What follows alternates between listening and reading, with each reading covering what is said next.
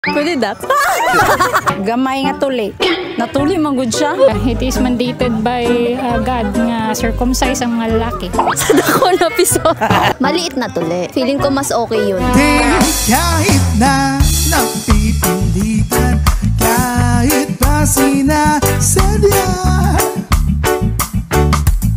mo akong masaktan paminsan-minsan. Ayun siya pangalan? Me, Nag-asa ka may Cotabato, single o na sidecar? to be married. Kumusta naman ang imong sitwasyon karon nga to be married na ka? Okay lang, happy lang. Sal. Happy ka? Happy. Happy na po siya. Happy po. Mga pila mo katuig naguyab? 1 year plus. Kung sa'y sekreto para Commitment lang. Nag-decide mo to choose each other every day. wala na magbinuang na. I believe so. So kung halimbawa maabot sa punto nga magbinuang siya or ikaw, Ay, dili lang maabot sa point na anak. I don't think so nga maabot sa point na anak. Murag, bago ka mo sulod sa relationship, dapat i-make it a point na dili mo sulod sa imong mind na basig magbinuang. dako nga pisot o gamay nga tuli. According sa kailangan circumcise ang mga lalaki gyud. It doesn't matter sa unsang size, basta importante circumcise kay for sanitary reasons and then biblical siya.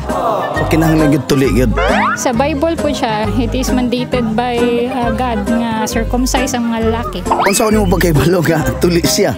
Usually pag Pinoy, circumcise man gina. So, assume na lang yun ko nga tuli. Naman ko daw na something, balaan man na, basta ang foreskin, wala na. Sheila po. Sheila, taga-asa ka? Kidapawan. Single o na sidecar? Taken. Pila naman katuig ang taken? 2 years. Engaged. Ana-ana bago kasal o kasal bago ana-ana? Mas nindot siya ang kasal una eh.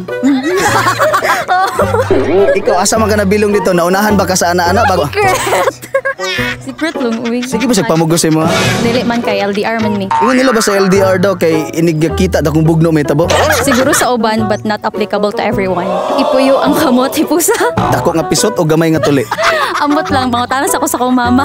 Wala man nagamatter siguro ang size or kung sa ang status sa nila. Pero kung para sa imo tong lalaki, di go, mas kinunsa pa na siya. Pero ikaw, asa man gid ya? Siguro mostly sa mga tubag siguro sa uban.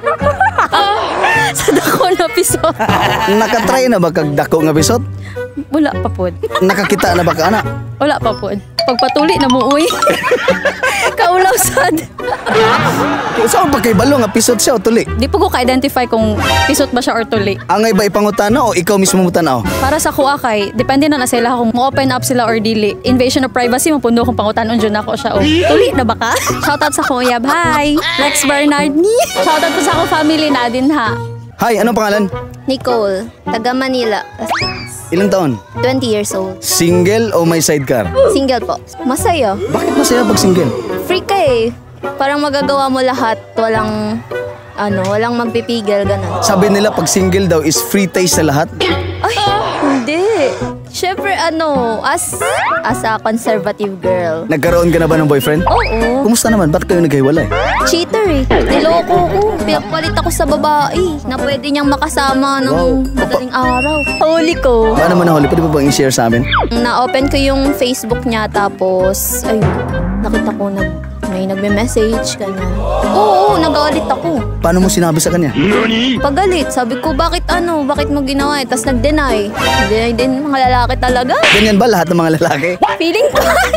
Ilang porsyento ba lahat ng mga lalaki nagdi-deny? Parang lahat naman ata. Siguro may face na mga lalaki na ganon. Pag pangit, seryoso, yung ganon. Ay, hindi naman. Kasi yung Kung sino pa daw yung pangit, siya na daw ang mangluloko Oo, ngayon. totoo yun. Tigil niyo yan, guys. Hindi yan nakakapogi. Dako nga pisot o gamay nga tuli? Maliit na tuli. Feeling ko mas okay yun. Masakit ata pag kapag malaki. Na-try mo na ba yung malalaki? Hindi pa nga eh. Hindi pa, so maliliit lang.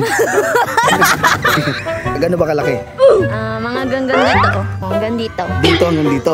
So malaki na yan, sakto na yan. Oh, okay na yun. So ano masasabi mo sa mga lalaking pisot nakatingin ngayon? Maging mabait kayo, guys.